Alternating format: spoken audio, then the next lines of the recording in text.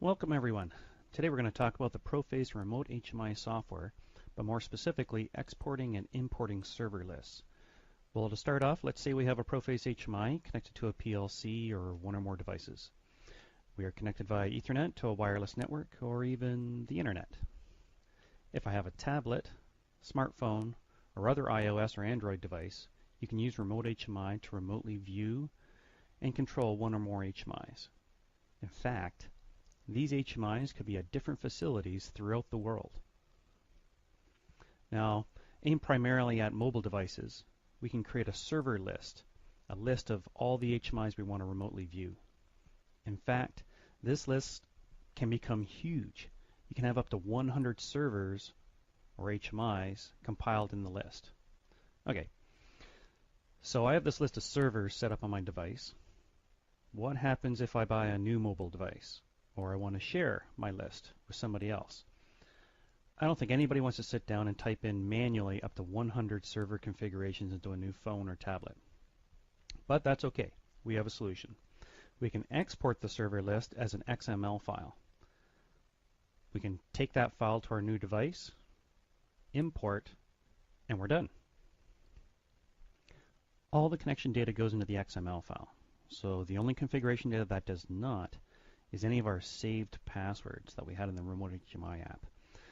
Now this is kind of obvious for security reasons. You don't want your file accidentally getting into the wrong hands containing all your passwords for all your processes across the planet. Not good. So the passwords are not included.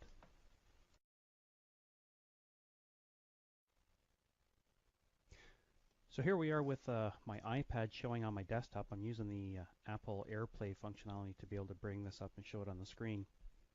If I want to go ahead and export this list of HMIs I've got configured here, I can go export, and there it is. It just created the XML file for me.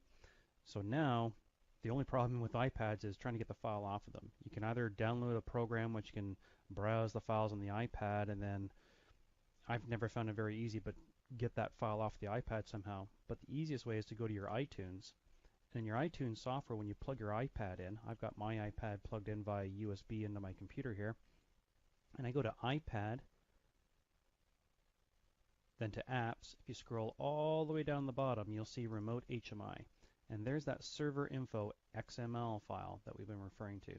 Now this is live with the iPad, so if I actually click on this file, I hit the delete key on my computer to delete that file, it's gone.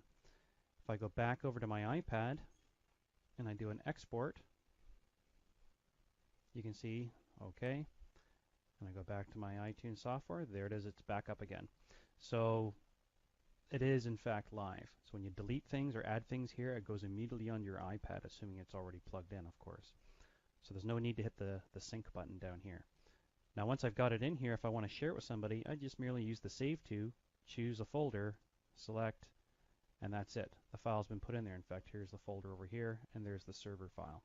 Now, obviously, when I want to bring that file back in, I can just follow a similar process. If I want to, I can delete the file that's already there, hit the Add, choose the file. Maybe somebody gave me this file. Open. It's already onto my unit. And to prove that I can bring that in, I can go ahead and delete my units that are on here. Delete. Delete, and I can go ahead and import this time. Am I sure I want to do this? Okay, and boom, the files are back in. So